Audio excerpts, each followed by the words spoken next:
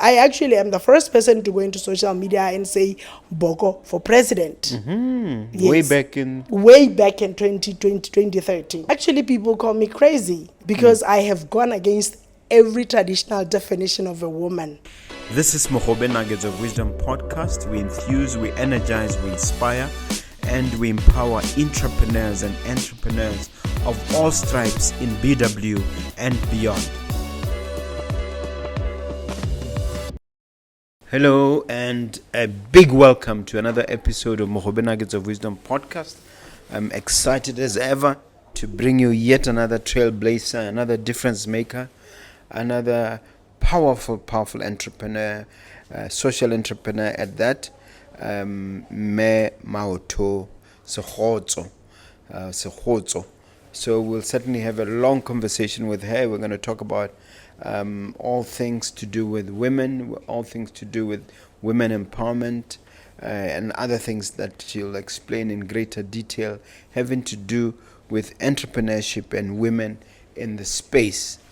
But before I start, a little bit of housekeeping. Across my left here is my book, Nuggets of Grit. Let me obviously encourage you to grab yourself a copy, only $350. Available from Exclusive Books, from Sasaratsakama International Airport, and from Mogobe Plaza here on the first floor. Also, let me mention that we have two duly accredited mentorship programs. The one on entrepreneurship, Mogobe Entrepreneurship Mentorship Program, and the one on real estate, Mogobe Real Estate Mentorship Program, which we've been running now for 6 years.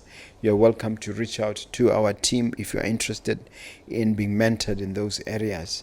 That having been said, let me welcome my wonderful guest, Mmaotho Segotso. Now that you told me Mmaotho means, so I'm loving that first name of yours. Please go ahead and introduce yourself and welcome to Mogobe Nuggets of Wisdom. Thank you for having me here. A little bit, yeah. I am Mmaotho Segotso. Yes. I'm 51. I'm a single mother, teacher by training, and then I am also a gender activist, a child rights activist, and a political activist. I also tutor. That's what I do. I'm also a tutor. Yeah. Let's talk a little bit about that company of yours, Chisovo. Yes. Which you use for this. Tell us about the name and what the company does. Chichivo is a Sobia name. When I told my friend that I want to start tutoring and I told her that I want a name, Lucy Chamukuni, she is Sobia. She gave me the name Chisovo. Chisovo in Sobia means language, because I'm a language teacher. I tutor English language and literature in English. I also offer study skills, the program where I teach kids how to study. You know, we say that kids fail. We put kids into rooms and say they are studying when they are actually not studying. So in my study skills program, I coach kids how to study. I give them strategies that they can use to store information, and then I also give them strategies that they can use to recall information. And then comes in now the answering techniques program, where now I show them how to now translate the information that they have stored, that they recall, now into answering. Yes. So how long have you been in this area? And tell us about the journey a little bit. I lost my job as a teacher in 2017. It was a whole controversial issue where I was politically victimized. I then went deep. I battled 3 mental illnesses at the same time. I was battling anxiety, depression, and panic attacks for 3 years. So I lost 2017, 2018, 2019. And then in 2019, when I came to, through, with the help of my pastor, Moruti Mohokwane, and my psychologist, Tato Molifi, I came to in 2019. Then a friend of mine just called and said, "Can you tutor my child?" And I initially refused until he sat me down and said, "Mmaotho, you're going to tutor my child." And then I just started tutoring the girl. I tutored her answering techniques, English language, and study skills, and the girl passed. And then I advertised just on my page and said I tutor. And then parents brought kids. That's how it started. Just you're unemployed, you're broke. That's how it started. And then COVID came, and then I was just out of it. And then when I came back, then I started tutoring. I would now be doing house calls, and then and now I children come. I do it at G West. Yeah, this is a very interesting history. Would you want to share a little bit of what these challenges were, which you say cost you 3 years? The challenge is I had just been going through stuff. I've actually written a book. It's with my psychologist. She's still editing it. Yeah, people just refuse to edit for me and say, "Mmaotho, we can't edit for you because people just think that I know English." So I struggled for years to get an editor until I was in therapy with my therapist and telling her that, you know what, I'm struggling because nobody wants to edit my book. I finished writing the book in 2020. So it should be out by now. Yes. So all these years I struggled, and then I gave it to her, and then she edited it. She decided to edit it. The challenges was like, so it should come out soon. We have agreed to publish first quarter. That's Yes. what we agreed to publish first quarter. Yeah. The challenges were my son got sick with bipolar 2013 when I was at UB, and then I was raised by my grandmother. My grandmother would then get sick, right? I nursed her. At one point, I found myself taking care of my grandmother and my son at the same time. Yeah, so at one point I even had to take my son to Sabrana because he is bipolar, so that I can be able to take care of my grandmother.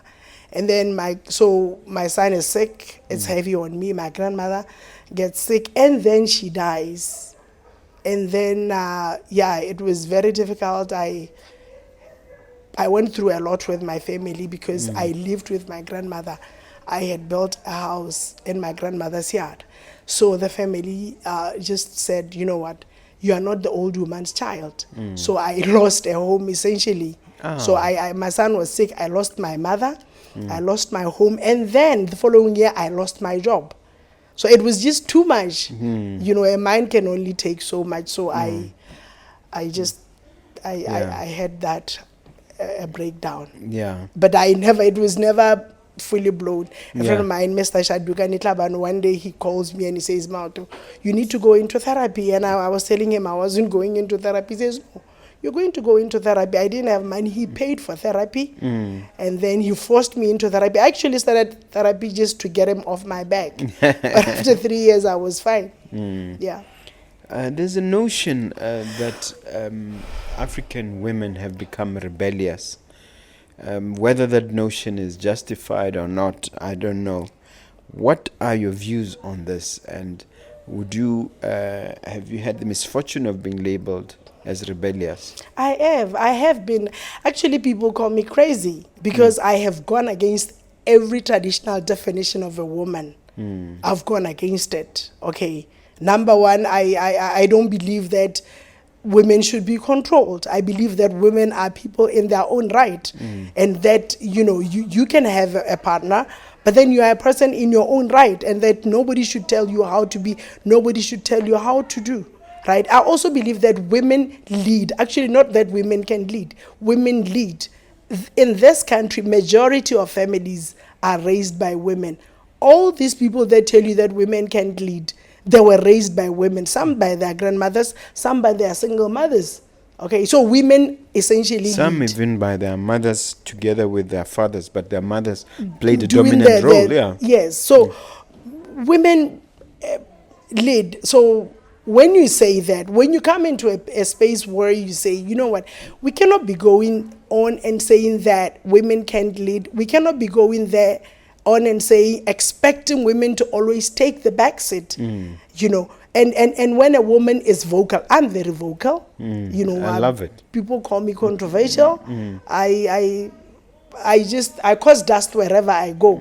You know, I stir things up. I cause trouble. Every time, whenever I think something is wrong, I just speak out. You know, and I think women should do that.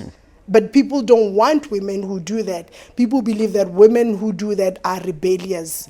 So I've been put in that side of rebellious women. And right now people think that I'm getting other women to my side. Now, tell us about your social media activity, because that is where most people have come across you. I'm gonna start how I came into social media. I didn't want to have a social media page, a Facebook page. So one day I was at UB. I did my degree late, okay, in 2013.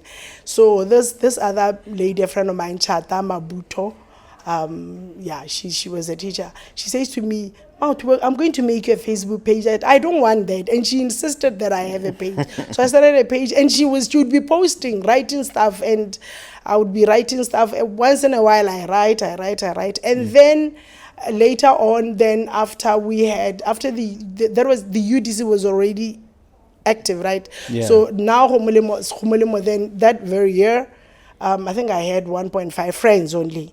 So Homolemo says to me, "Mmaotho, I want you to sell the UDC on social media. I want you to sell the President Boko on social media." And I don't even know how to use this thing. I don't even know how I'm going to do it. So he says to me, "You know what, Mmaotho, you just don't know that you're smart and you can do this. Start doing it." And he said, "You know, if you can get this thing right, you are going to grow on social media." And I didn't even believe it. So I started now. I actually am. Homolemo, you're referring to Homolemo Motsoaledi, the late, the former BMD president. Yeah. He is the guy who recruited me into politics. Yeah. And he is the guy who now gave me my first political task of selling. I actually am the first person to go into social media and say Boko for president. Yes. Way back in 2013. Yes. So when you're going towards 2014 elections, I was the one who was leading the UDC social media campaign. And not just leading it, I was leading it. I was also, I would even go with them, take photos, you know, come share their messages. I was actually doing the entire UDC messaging on social media.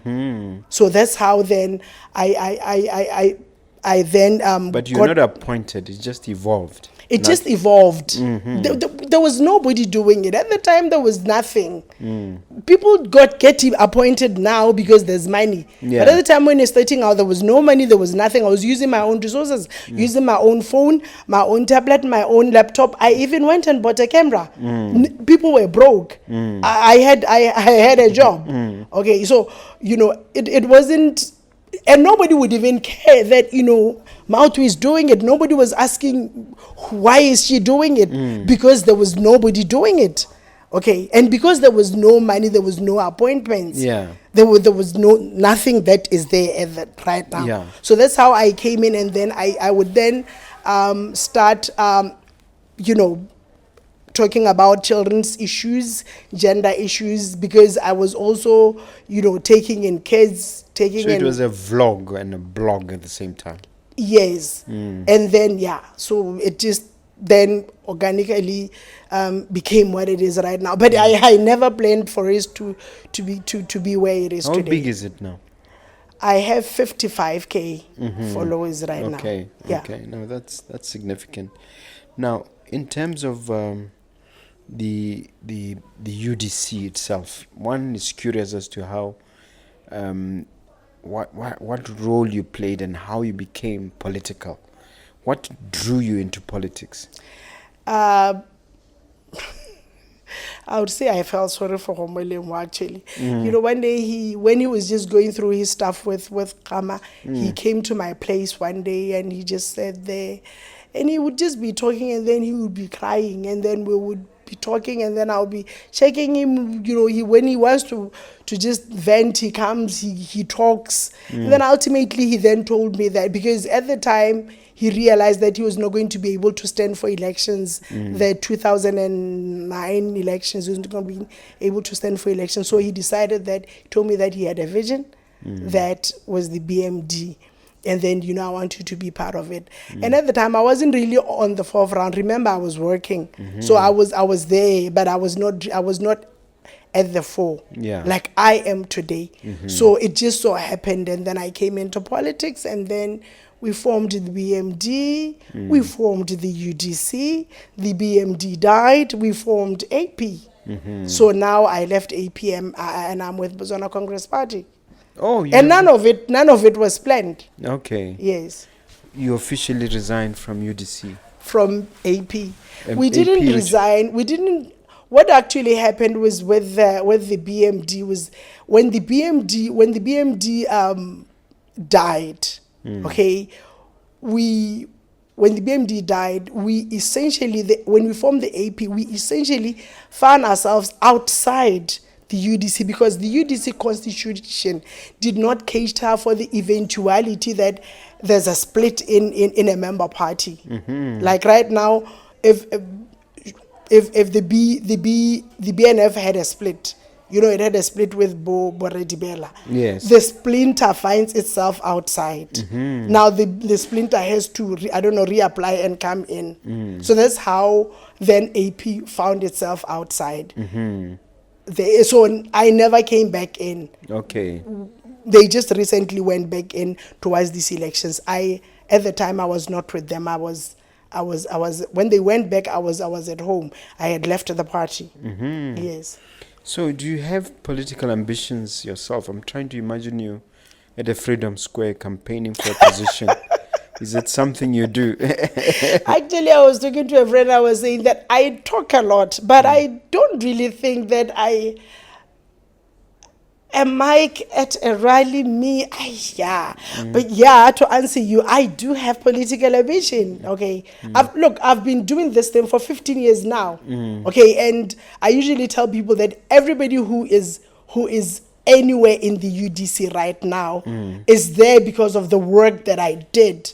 I was there, I labored. I actually even lost my job because I was victimized with my friend Biname, his soul rest in peace. When the day the government decided to fire us, they labeled us UDC girls. Banyana baba UDC raba koba motiro. So in essence, I have suffered so that people can be where they are today. Each and every one of those guys, you know. So why shouldn't I then have political ambition? I've earned my space to lead. You know, it is just for me to go there and lead. And I'm not riding on anybody. I am saying I want to lead because I have been there when there was nothing. And I've been here for 15 years. And I cannot be clapping for people. You know, come on, go on, clapping for people. Yeah, you know, I'm getting into the track. I'm running. Yes. It's my time. Which raises the question whether you have found a constituency that you want to pursue, because normally to find your way to cabinet, I think you need to be an MP, I think. Yes, I'm in Mogoditsane West. Actually, in the past elections, the BCP offered me Mogoditsane West. But at the time I was new to the party, I said to them, I have to find my way around the party. Okay, and you know, I still needed to just be sure that I want to do this thing. And now that I know that I want to do this thing, I am ready to do it. I am doing it. Okay. Yes. So we can expect. So I live in Mogoditsane West. The law demands that you be staying in a constituency for you to. Yes. Yes. So chances are you are the next MP for Mogoditsane West. I actually believe I am the next MP. You know, Mogoditsane Mogodisani deserves a good leader. Yeah. And I am a good leader. Yeah. I have proved myself. I have served women. I have served children. Okay? Yes. And I have served politically. Yes. So, abayipecheze. Yes. Yeah. All right. I want us to go back to women issues. How did you find yourself gravitating towards them? And what was the one thing that, if you like, concerned you the most and caused you to really be a woman activist? Let me start by saying that I was raised in a matriarchal home. I was raised by a woman. Okay, and I saw my grandmother, just taking care of us, building houses, doing stuff alone without a man, right? So that then made me appreciate women because I was raised by a matriarch, right? And then when I started working, it started with girls, actually. It started with the girl child. I would then be posted to my chain where I would see the plight of the girl child, where I would the first thing that I noticed was that girls in the hostel didn't have sanitary towels. So for the 4 years that I was teaching in my chain, I bought sanitary towels for girls. Back then, 1999. I did that with my own salary, no sponsorship, nothing. So I was buying sanitary towels for girls. And I then started I took in the first abused girl child at age 25 in 1999. So you then get to realize that when kids now tell you that we live with my stepdad, we live with my dad, that's how my dad treats us, my dad rapes me, and when my mom talks, my dad beats her. Okay, you get exposed to that. You get to now see that, you know what, somebody has to go out there and speak for women. Somebody has to go out there and speak for girls. So Leona, it just happened organically. I did not even plan for it. That's why I tell people that I was actually called for children, because I did not even plan on taking the first child. And then I would just throughout the years be taking care of kids until I lost my job in 2017. And also I would then become a sports coach. You also get exposed to that, to what kids go through. And then I realized that as a sports coach, I could also use sports to heal kids. And I did that a lot. There are so many kids that I used sports to heal. And they are doing very well in their own space. There are so many kids that I took in, like literally taking them from toxic homes, lived with them, and they are now doing very well. So that's why I believe that, when God created me, He created me for girls. Somebody was asking me yesterday that, Mmaotho, should you find yourself a minister? Would you want to be a minister of education? I love education. For some time, I had a column with Michi. I am a tutor. I love education. I write a lot about education. But when it really comes down to it, at my age where I am, I'm about women, I'm about children, I'm about the youth. Well, let me just chip in there to say, what do you say to those critics who say the girl child is being prioritized at the expense of the boy child, and we are suffering as a society as a result of that imbalance? That's true. That's very true. Because I'll tell you what, we saw what the girl, like, let me just use myself as an example. I saw girl children being abused at home, and I stood up and I took them in. Well, I've taken in 3-4 boys. The other one was gay, like a secondary school gay boy, and the parents didn't understand. Okay, and I said to the mother and the grandmother, let me have the child. Okay, let him live with me, and then you go and deal with your issues about his sexuality. Once you have done that, you will come and get him. And they did that. They went through, I don't know whether it was counseling, and they would ultimately come and get him. The other child, he was dealing with grief. The mother had died. It was a boy. The mother had died, and the mother was an only child. They lived like him, the mother and the grandmother. So when the mother died in a tragic car accident, the grandmother and him could not grieve together. It was just very difficult handling that grief, and the grief was making them fight.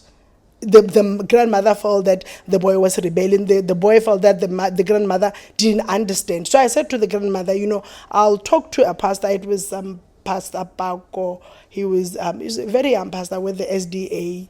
Yeah. Paco so I Mokwan.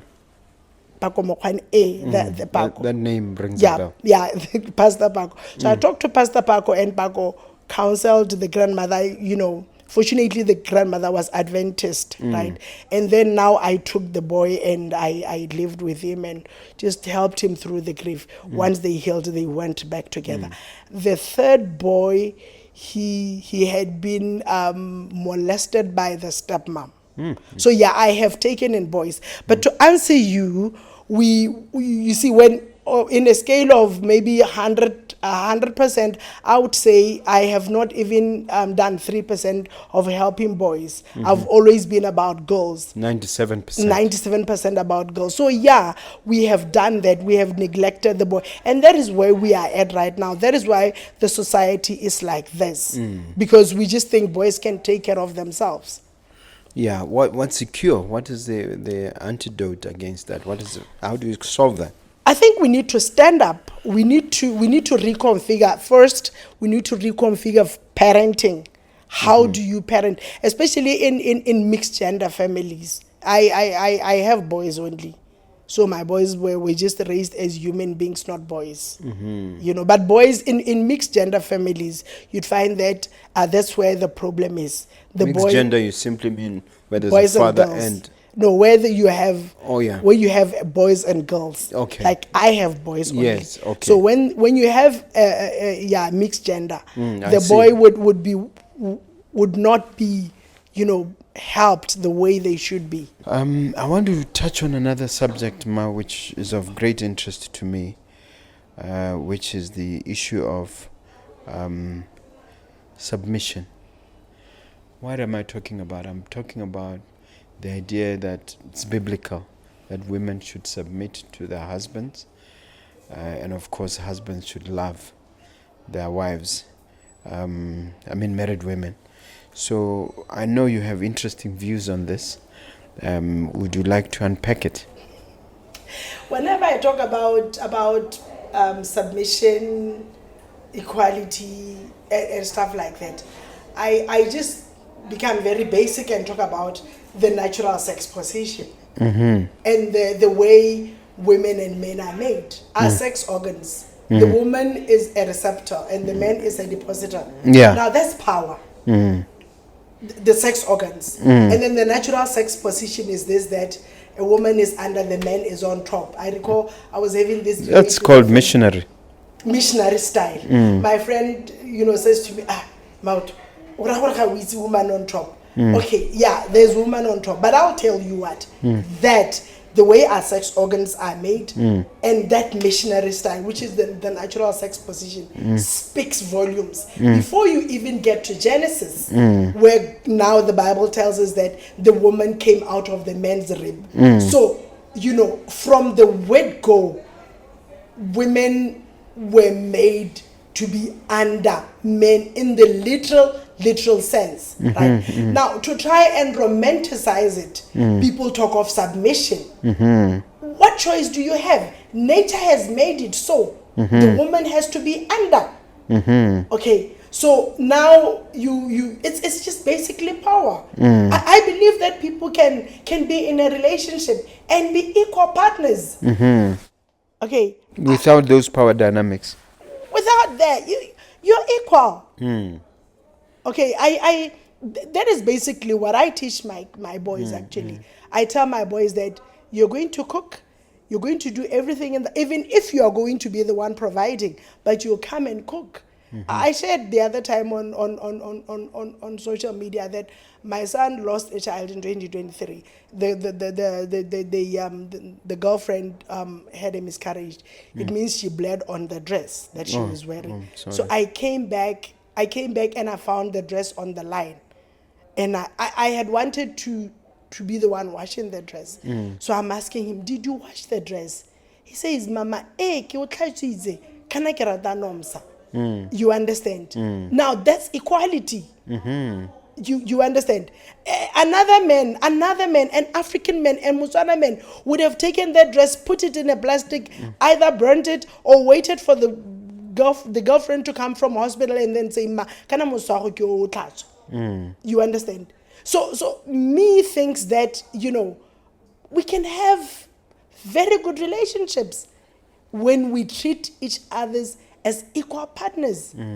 I don't know what the fuss about submission is. I really don't understand what the fuss about submission is. Could even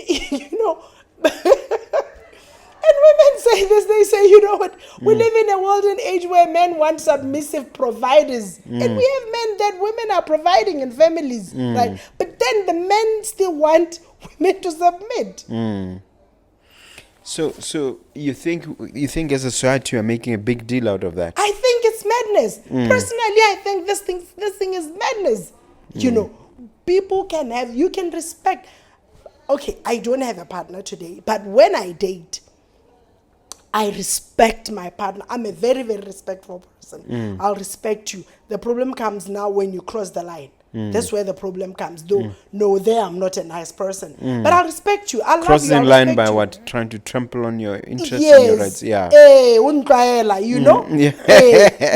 So, yeah, when you cross the line, that's where the problem comes, right? But then if you treat me right, I'll treat you good. I'll respect you. I will not even cheat. Okay. Now, I don't understand this thing of just submission. Let's try it from this angle. When they say rebellious women, non-submissive women somehow trigger GBV incidents. An animal is an animal. An animal is an animal. A man will kill you without you even triggering him. A man will beat you up without even triggering you. You triggering him, right? So, and we're not going to have a situation where we're going to excuse bad behavior and say women should submit. Okay. Men should know that women are people in their own right. We are clothed with the right to be ourselves by God. You understand? I don't come to earth, and then have to beg men to be Mmaotho. You understand? Yeah. I don't owe men my life. My life is my life. You understand? So a man should not be saying that you're not submitting to me, so I'm going to kill you. Who are you? Are you submitting to me? And this is what I always say. Men don't have a problem with and then somebody says you should submit to me. Well, hopefully it's a tiny minority, but the numbers, the ones that do, the numbers suggest it's the ones that do. You did serious. not give somebody life. You did not raise them. You meet somebody grown up. You want to control them to a point where you will even take their life. Now that's being a beast. That's being an animal. And I always say that an animal is an animal. It is an animal. And we need not excuse that. Yeah, this is very interesting. I know that you don't limit yourself to gender issues. You don't limit yourself to politics. You also do a little bit of commentary on sports. How did you develop interest in the sports arena? And are there any controversial issues that you would like to touch on and share your position on those issues? I was a runner, okay, an athlete runner. Oh, and then as a child? Yes, and then when I got to college, I was still running. At college, I was a marathon runner, okay, and then I would represent MCE in long distance races. So that's me and sports. And then when I was doing my first year, the netball team did not have a coach or a caretaker. So the third years came to me and said, Mmaotho, can you help us with the team? So at first year, at age 22, I was already caretaker coach of the MCE netball team. So that was me and sports. And then I went to For those work. who don't know, that's Mompoloki College of Education. Yeah, Mompoloki College of Education. So then I would then go to work and coach netball. I would coach athletics. and then I would then be appointed secretary. So you're very good at netball. To coaching it. Playing and coaching. I've never played netball formally. I learned it at college when I was coaching, and then I would also coach and do coaching workshops and just learn it as a coach. I actually am very good because in 2009, my netball team won BISA Boys National Championships. Wow. My son, my youngest son, was playing wing defense and wing attack in mom's team. Wow. Yes. Very good. Yeah, so I then would become a coach, and then I would then, like I said, have position secretary, South Central Region, BISA. And then in 2004, Botswana Athletics Association trained me because I would volunteer. I started volunteering in 1999. I would come to volunteer for marathons, cross countries, meets, track and field events. Yes. So I was trained as I was trained by they brought some Frenchmen in 2004 at BNSC, and I trained and I qualified as a race starter. Not just a race starter, I started sprints, 100 meters, 200 meters, 400 meters. I don't know of any woman who has achieved that, but I wow. did. Congratulations. But then I would leave athletics and go to netball. I would be a Southern Zone netball chairperson. I would also manage not only netball club. I would also open my house for kids that at the back of Beyond, who they would come in. We would recruit kids from as far as Maung, Shakawe, Francistown, all over the country. And then during the holidays, they'd come to my house at Nanoran. They would camp there, would teach them netball. They went in, and most of them went in and joined the national team. That was when I was not on a netball team coach. Yeah, so I have always been a sports person. On controversy, yes, there was a point where there was just a lot of noise on social media about me and Makwala. What happened was that during the Bahamas World Relays, we didn't do well in the heats, in the heats. And I knew Kibina Tsipi to be a very good athlete, to be a very good runner. And I remember when they were running the heats, I was very frustrated. I remember saying to my son, but why isn't Kibina Tsipi running? Okay. So after that, then I just went out into my page and said, you know what, we cannot be having people like Kibina Tsipi not running, yet when they are in their prime. When they are there, And I went out and I profiled him a bit and I shared on my page, but people athletics came out, and it was just a very, very big issue. And people thought I was anti-Makwala, I wasn't anti-Makwala. I was just saying that there's talent. There's talent. And this kid, and he was brought in, he actually ran the final. And we got the gold medal. Yeah. And he would then go to the Olympics, and look where he is right now. Yes. At the time, people thought that I did not want Makwala. But I was saying that, and that happens in sports. In sports, in most cases, you find that talent gets buried and people keep quiet. And when you keep quiet, talent just dies. Talent just dies. You lose talent. Athletics people, when you sit with down, they can write about 20 athletes, very good athletes, that just got lost along the way. Why is that? I think coaches are people.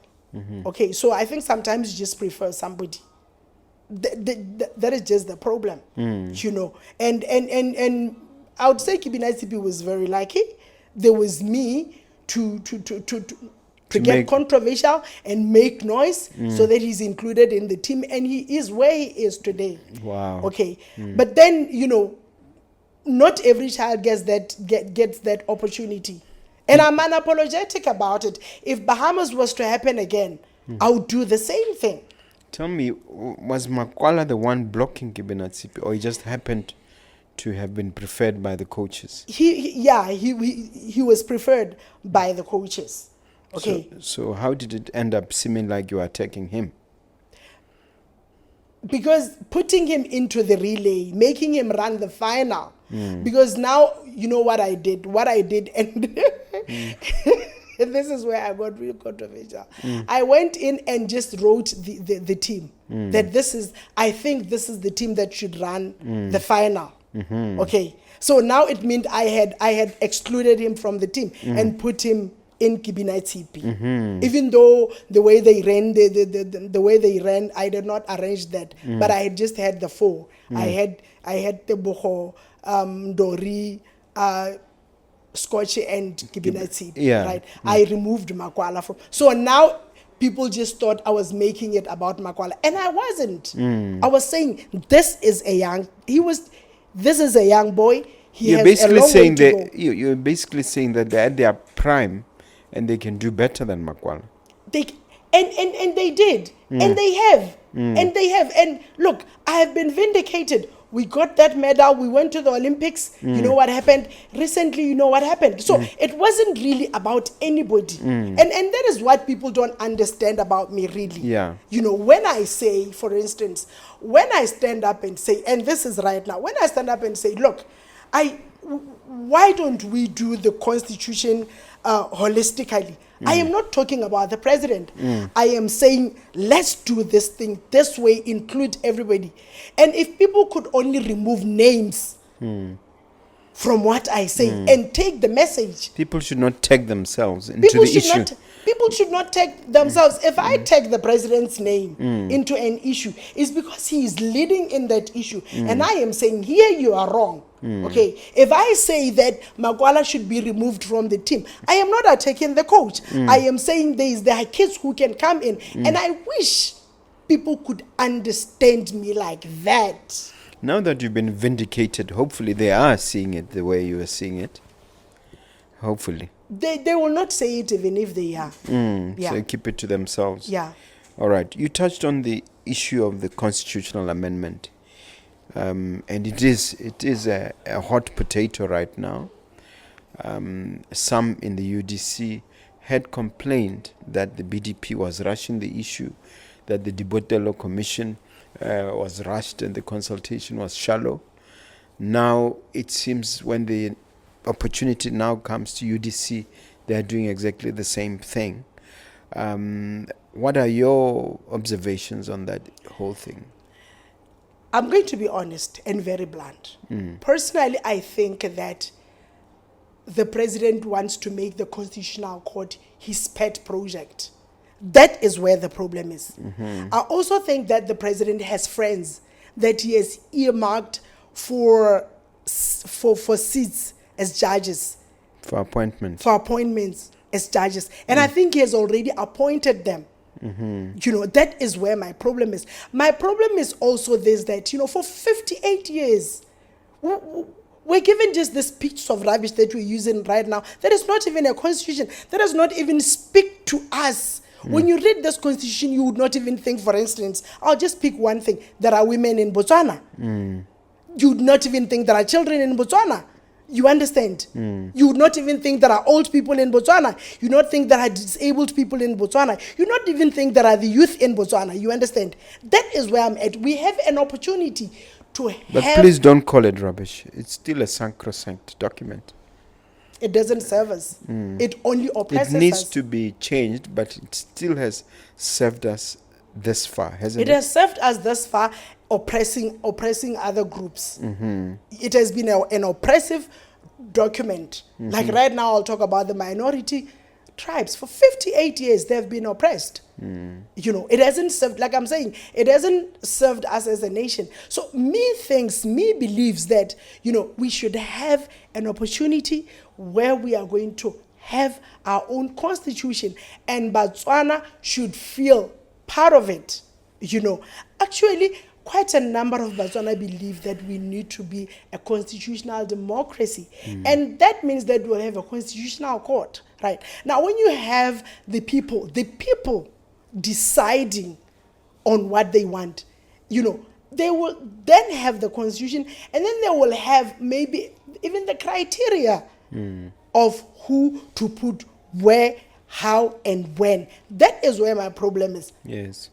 And there are a lot of interesting issues. I personally like the idea of an elected president, not just handpicked by. I think that is something our democracy is lacking. What are your observations? Actually, the UDC, when it started, was going to deliver a holistic constitutional review. The UDC was going to deliver presidential elections. The UDC was going to get rid of the first past post right system. The UDC was going to get rid of the presidential powers. The UDC of 2012. What are they now saying? Everything against that. Everything against it. If you hear the president when he stands and talks about presidential elections, having a presidential election, it's not what he said. He never said that before. What he says, we're hearing for the first time. I was shocked because he's now against it because he is there. You understand? That is the problem that we have. And that is just how quite a lot of people that started with the UDC are frustrated, because, it's sad to see people that you have sat with, talked with, Promoted. ate with, laughed with, cried with, called and text each other, to see them in front of your own eyes in your lifetime become different people. Altogether. It's so frustrating.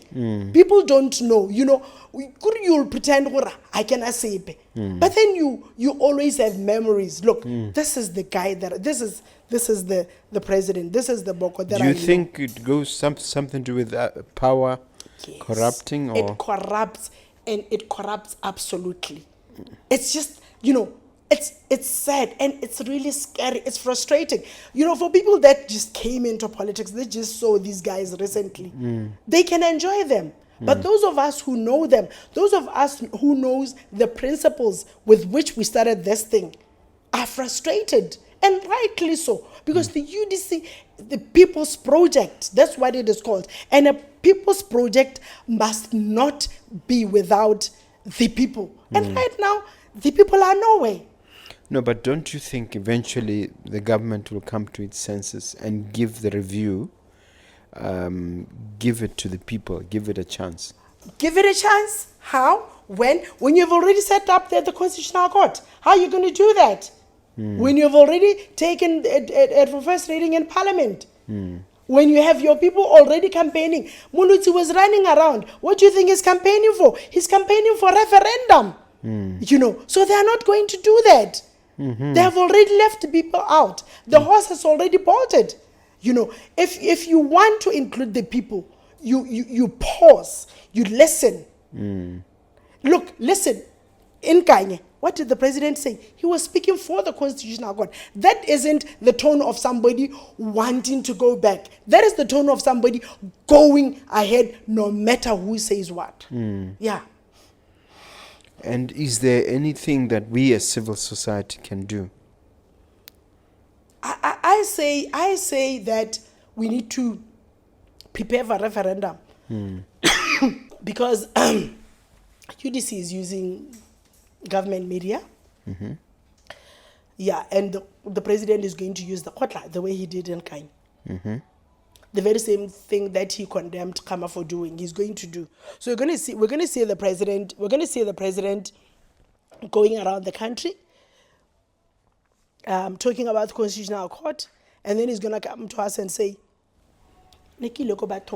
And I've consulted. Even though he's not consulting, he's telling. Like right now, what he did in Kenya, he was telling. When you consult, you need to educate the people. The people need to know, right? You need to, the process can take years. There's as long as we get right. We've been here for 58 years, right? We've been doing with this constitution for 58 years. Much as we don't like it, we have used it. So if we can take a few years, 2 to 3 years, to get it right. South Africa took about 4, I think. Yes. We took 4 and get it right. Because you know what? The problem, if I have a problem with somebody who thinks about the constitution and think about the UDC now, right? What are we leaving for future generations? That's a There are good kids question. coming. They need a good constitution. Why are we not delivering it to them? Yeah. Now, this is an entrepreneurship show. Obviously, we encourage entrepreneurship. And we also are interested in how our guests are making money and how they're encouraging the young ones to engage in commercial activity. What words would you share in that field, the field of commerce? I am not necessarily a commercial animal. I'm a social person. But I'll tell you what, this is what I always tell young people whenever I get an opportunity to be with them, that, a child, when they are born, they come like this. The clenched fist? Clenched fists. Inside these fists are gifts, talents, right? So when life really like messes you up, identify your gifts and commercialize your gifts. I have not necessarily made money through tutoring, okay, but I'll tell you what, it got me out of the gutter. It also, gives me positivity. I'm able to buy a dress and do makeup and come here. Okay, you understand? Because I have identified my gifts and I'm using my gifts, right? When I young person comes, I coach them public speaking. That's me translating my gift into commerce. So they need to identify their gifts. And also I usually just say that maybe even before you go into commerce, just learn money. We don't know Study. money. Personally, I don't know money. At my age, I want to learn money. Okay, learn money. And also, I think the Minister of Education should start maybe teaching money even at crash. Kids need to learn money because, I didn't know money. I grew up in a family where there was no money. So when I started getting money, I was buying things for everybody, and that's what we do. Yeah. Because I didn't know money. But kids who grow in money, they excel in life because they are taught money. So I'm saying to young people that you need to learn money, and to parents that you need to teach your kids money. And how it works. And also that, like I'm saying, that your gifts, God has given each and every person, even that person who is sitting under the bridge with a cup waiting for coins, they have gifts. Yeah. That's how generous God is. And not only just one, many gifts. You touched on public speaking, and it's a subject that a lot of entrepreneurs are interested in, including myself. What would you say are the basic do's and don'ts? There's just one thing about public speaking. Before you go and speak, this is what I tell people. Before you go and speak, you need to prepare. Right? And if you're going to speak, like when I was coming here, for instance, I asked, what are we going to talk about? Yes. I'm not going to come here, even though you made me speak law. I'm not going to come here and speak law because I don't know law, right? So you need to ensure that you speak about an area of your expertise. Yes, and if it's not your area of expertise, study it. Let me give you an example. When I came into boxing, I was a netball and athletics person. I didn't know anything about boxing. So they just approached me and said, towards Africa Youth Games, they didn't have a publicity person. Yes, so they said, Mmaotho, can you come in? So I had to learn before I could go and stand in front of cameras and call a press conference. I had to read like I'm reading for an exam. So the trick is to study whatever subject you're going to talk about. You don't want to go and stand in front of people and lick your mouth because you don't know what to say. It's very important that you know what you're going to talk about, you prepare, And that then brings you to the issue of speech writing. I also include speech writing when I coach public speaking. Even if you don't want to write a speech, at least you should be able to have your talking notes. Yes. And so refer it's to very them. important. We get bored. We see people that are making presentations and they're reading slides. You know, you need to have talking notes. That's what I tell people. You can prepare your slide. It's for the people that are, but then you talk to your notes. You have talking notes and then you talk to them. You need to prepare. You need to know how to communicate with your audience, because if you're reading slides, you're not going to be able to communicate with your audience. So those are just the basic things that I, and then confidence also. You need to be confident. To project you that. need to, yeah, you need to, I am loud. It works for you. Yeah. But then there are people who talk, but then he tries, because I think what works for him is he would know his subject. So what he doesn't have in terms of volume, he makes up for in content. Yeah. So what if you don't have voice, then have content? But imagine you don't have voice, you don't have content. Nah, then you're finished. Yes. Yeah. And how long does it take, the training that you offer? And it depends on the person. Normally, sometimes it's 4 months, but it depends on a person, person to person, because some people would have like the talent, the gift, but they just need for you to unlock it. Yeah. But there are those ones who are just rigid, who are even afraid of standing in, who even when you say, you tell them, okay, prepare a speech and come and present it to me, you're just too. They will just stand there and stutter. So now you have to be working on the confidence, before you can even get to the skills. Yeah, I read a funny statistic where they were doing a survey in America somewhere and found that people fear public speaking ahead of death. In other words, it's a fate worse than death for some people to be speaking in public. So, and like I said to you, I was just talking to my friend the other day. So 2029 the rally. You know, I've never addressed the rally. I like to be. There are people who just like to be loud as I am. I like to be behind the scene, right? So sometimes there are those people, but then when you get into politics, right, you don't have a choice. And also my advice would be, people who want to go into politics, if you are aspiring to go into politics in 2029, invest in public speaking, invest in speech writing. It'll really help you. Because even now you move from the rally, you get to parliament, you are just there, you are struggling to even debate. So you need to be prepared for that.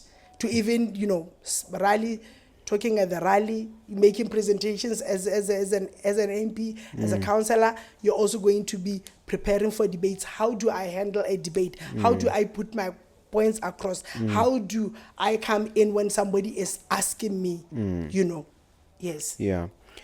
Look, we're going to touch a bit more before we conclude on the issue of rebellion, where we say that some women are rebellious in their settings, whether it's a marriage, when it's a work situation. Are there certain limits where you would advise women like that you mustn't, although you want to assert yourself, there's a point beyond which you cannot go? Or is it, free for all? There's no limit. The problem with me is this, that men don't have limits. I don't know. They still have to behave. They still have to show emotional intelligence.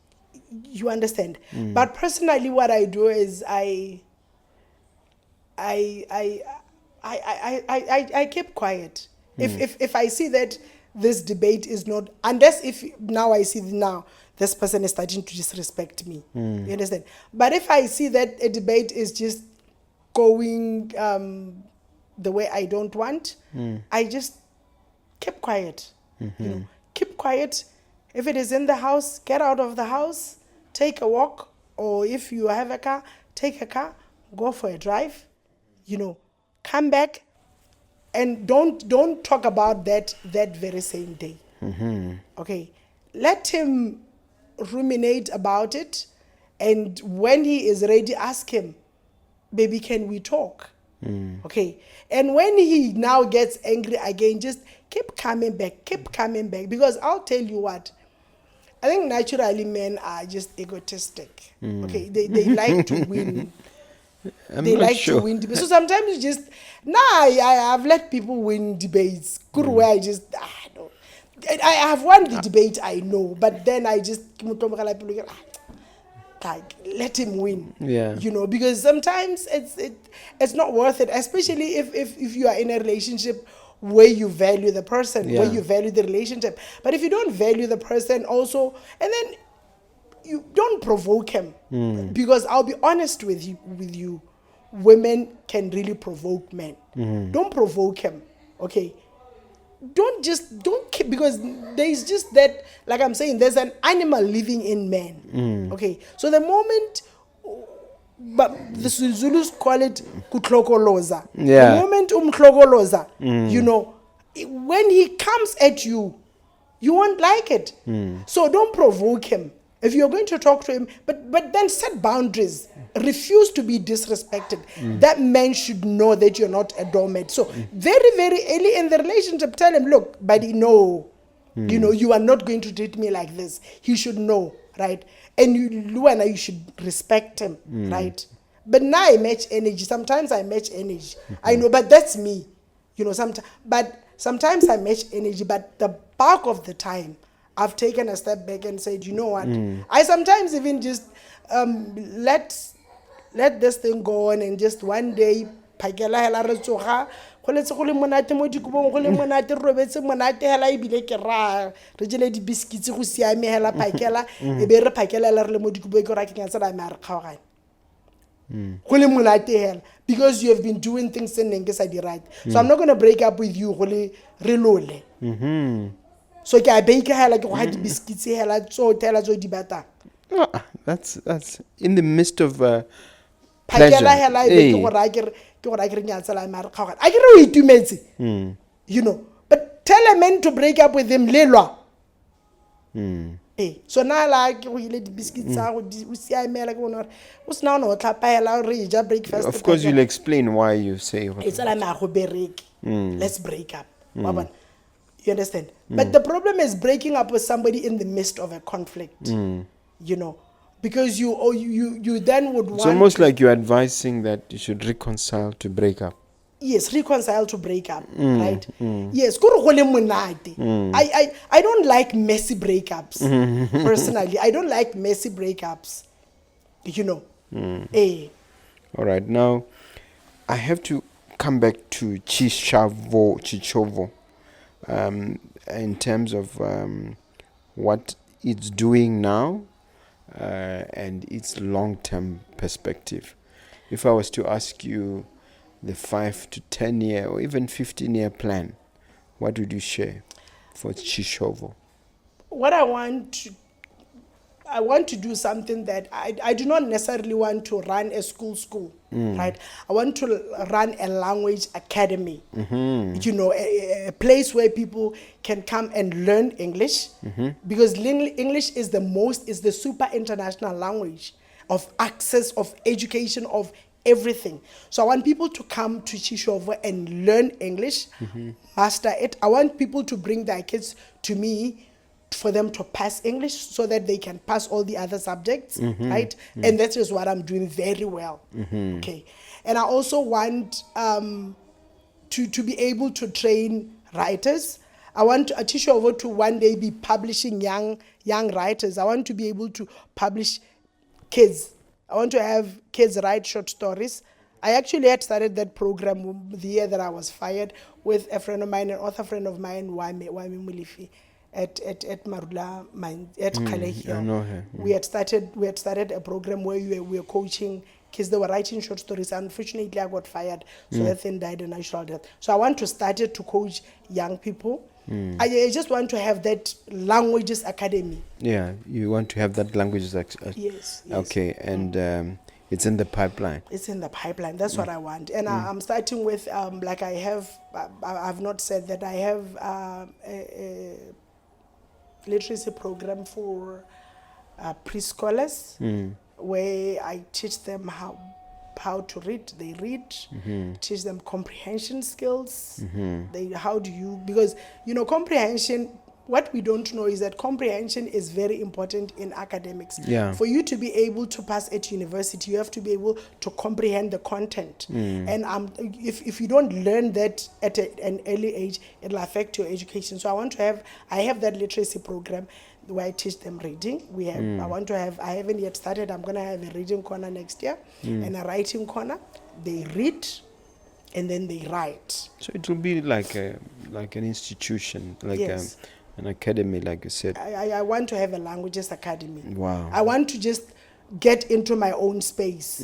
I am not trying to have a school, your traditional school. I'm not trying to have that. I want to start something that nobody's doing. Yeah. Yes, just want to do that because that's my area. Yeah. Yes. One issue I want to touch on as we wrap up is, everybody says the economy is in a mess. As a person who thinks politics, how do we get out of this rut as a society, and how do we get back to our glory days? I don't know whether government or individuals. Both.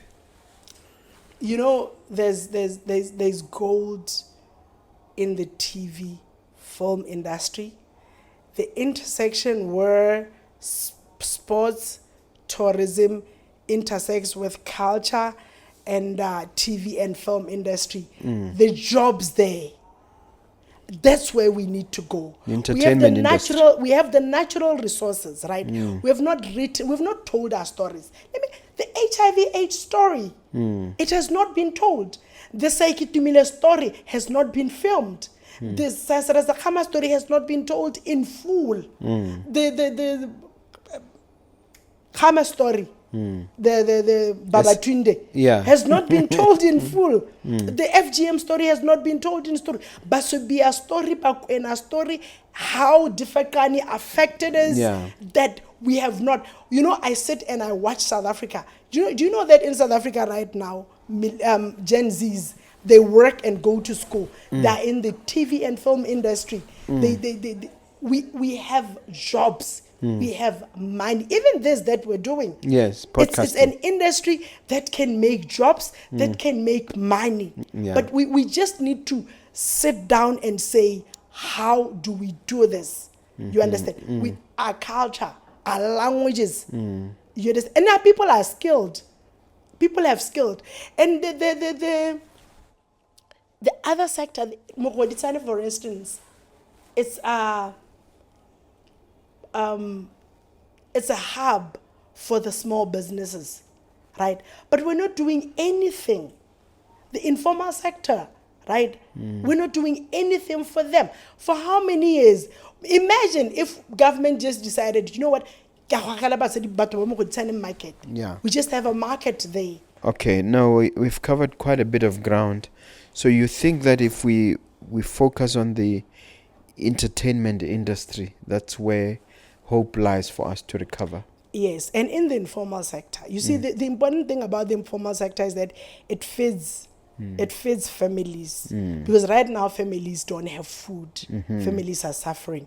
So if we could just try and ensure that families are fed, if we go to agriculture, right, ensure that people grow food, they're able to give their neighbors, because that's what we're going to need in at least in the next 5 years. Yeah. We're going to just basically focus on keeping people alive, and then you just focus on the informal sector, and then going big. Then there's a gold mine, like I'm saying, in the TV, the intersection between sports, tourism, TV, film industry, song, dance, the arts, language, culture.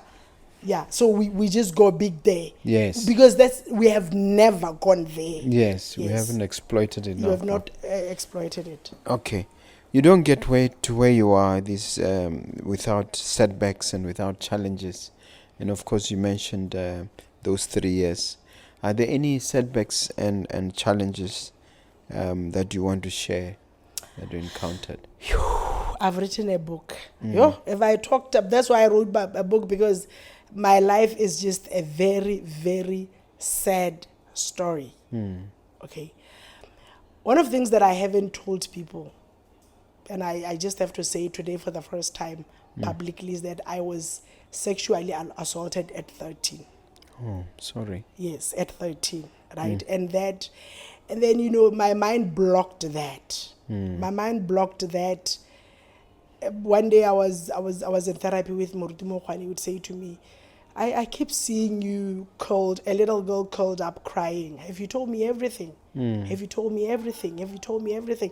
And truly, that was 32 years later, in 2019, the year that I ultimately just healed. It was towards the end of my healing. Yeah. So, and then he asked me, and then I told him, I have. And then he just took me through a process of helping you how to remember, helping you remember. So I went home after therapy. I went home and I lied down and I tried to remember. I couldn't, and I fell asleep. When I woke up, I was shaking, I was crying. It was like it's happening again. Like After many decades. after many decades. Right. So that was just one major challenge. And that is why I am very, very particular about the girl child. That is why I think looking back, I think it is the 13-year-old who all these years had been ministering to broken girls. She was ministering to broken girls. Somehow wanting to ensure that they don't go through what you went And through. also ministering to herself, sustaining herself. And, you know, the me child had died. The me child came back in 2019. And then I found my voice. I found my feet. And I became this controversial person that I am today. So, and also, like I said, I lost my job. Okay, and I had to reinvent myself as a tutor. I had to cut back, you know, I don't live the way I want to live. Because in a sense, that was a blessing in disguise, losing your job. Because we wouldn't have you. We wouldn't have this version of you if you hadn't lost that job. Yes. So a lot of good came out of it. A lot of good came out of it, yes. So it just helped me. Like the 3 years that I was in therapy, I learned a lot about myself. I personally think that, the job loss, the mental illnesses helped sharpen me because I had to learn a lot about myself. The Mmaotho that came out of therapy was a completely different person. People that grew up with me, people that went to college with me, for instance, don't even know this person. So I had to now embrace myself, and I had to now become who I am. And I'm unapologetic about who I am because nobody knows how hard I fought to get back on my feet. So now that I am on my feet, now that I have my voice, I am unapologetic about it. And this is what people don't understand about me, right?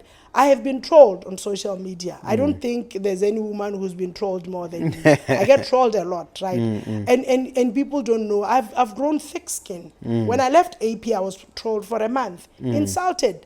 People said, Kilitia, yes, I had been given 3 million, a whole lot of stuff, just a whole lot of horribles for a whole month. Kids, young kids. My son took my phone for a month. He only gave me the phone when somebody called. He didn't allow me to have my phone because he knew I was going to explode. Right? I kept quiet for a month. Right? And when I came back, I said, you know what? I'm taking my space. I'm not going to let people chase me away from social media with lies. And the lies died off because I stayed for a year without a political party. People met me. I was still broke. I was still unemployed. So the lies just died because ultimately you cannot sustain lies. It was just for a very short time. So I fought long and hard to be the person that I am. And I am not going to let anybody take that person away. Any other challenges, perhaps of a medical nature? Yes, I have. In 2019, I was diagnosed with lupus. Lupus is It's an autoimmune disease. I could leave this place. Autoimmune. Autoimmune disease. Yeah, it's you just deteriorate, right? I could go into ICU today and not come out. What do you mean? Yes, it's fatal. It kills. There's no cure for that. What does it actually do to you? How did you discover you have it? For me, I ran out of platelets. I ran out of platelets. I was bleeding, like just bleeding. You know, like I'm having my monthly periods, but I'm just bleeding nonstop. To a point whereby for 7 days I was hospitalized on diapers. Wow. Yes, so the doctors diagnosed me with lupus. Is it controllable? Yeah, it is controllable, but then, you know, you control something that, if it decides that it's just taking you, it'll take you.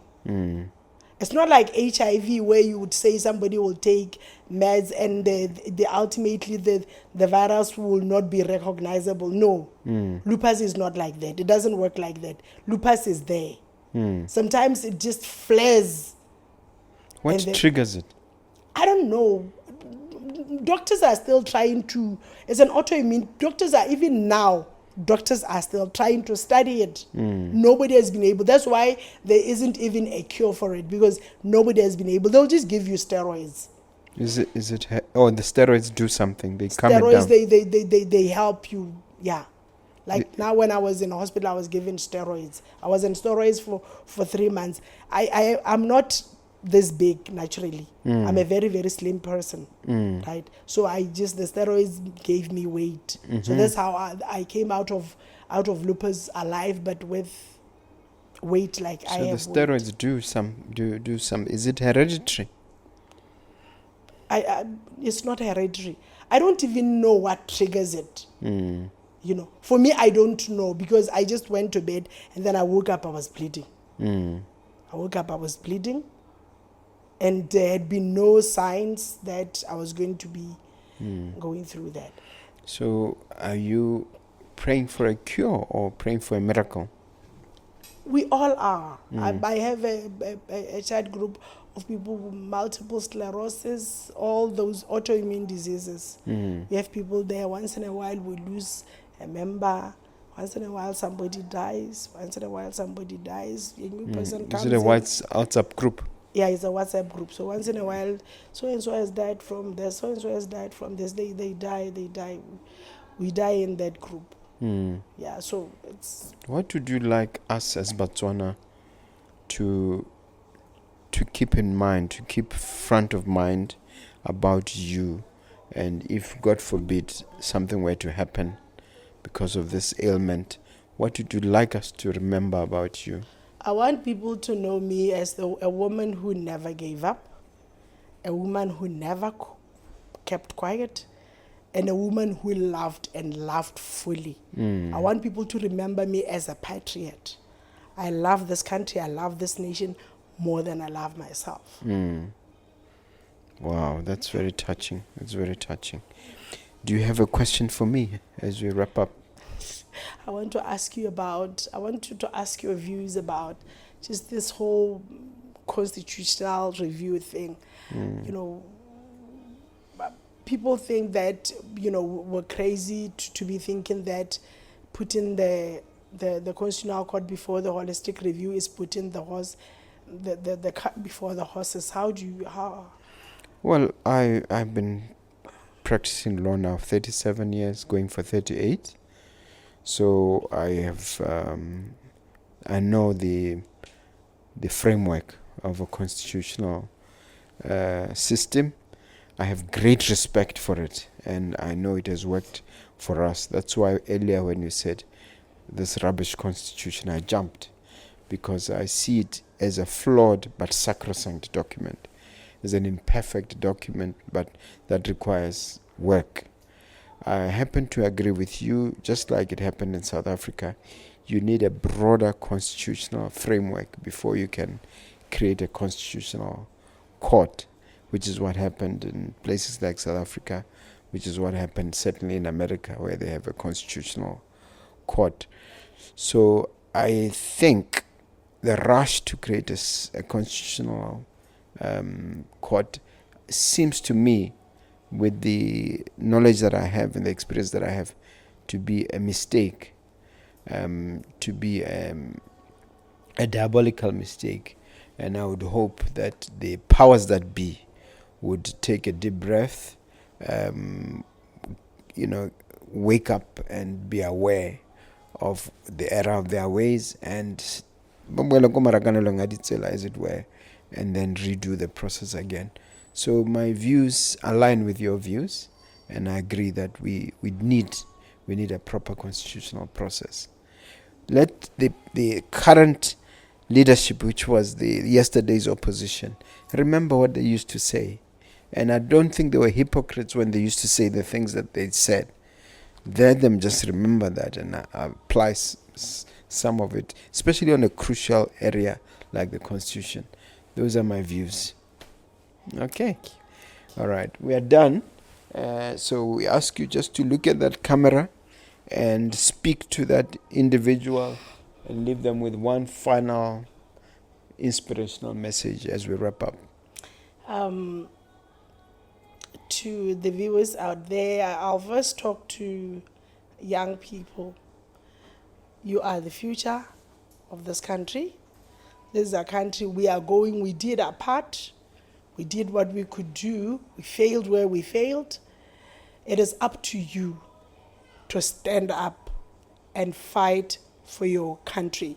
It is up to you to define the trajectory that this country is going to take, because it is you that is going to inherit whatever mess we are making of your country. To every Mozwana out there, we are at a defining moment in the history of our country.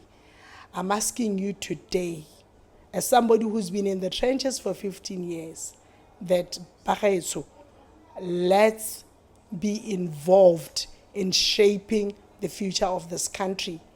Let's not allow party colors to blind us. Let us choose the country. Let us choose the nation. Let us choose the flag. Let us choose the coat of arms. Thank you. Thank you very much. That having been said, it remains for me. You didn't share your contacts. Can you share all your contacts? I'm on Mmaotho Segotso on Facebook. That's where you can find me. Follow me on my page. And for those of you who need your kids tutored, WhatsApp me on 71392928. My WhatsApp line again, 71392928. Let me tutor your kids. Like I'm saying, I tutor answering techniques. I teach your kids how to study literature in English language, public speaking, writing, and also literacy for lower primary. Yes. Thank you very much. You've been a wonderful guest. Thank you. Okay. Finally, viewer, if you haven't done so already, we require you and ask you and plead with you to press that subscribe button. It makes a huge difference. Thank you very much. Bye-bye.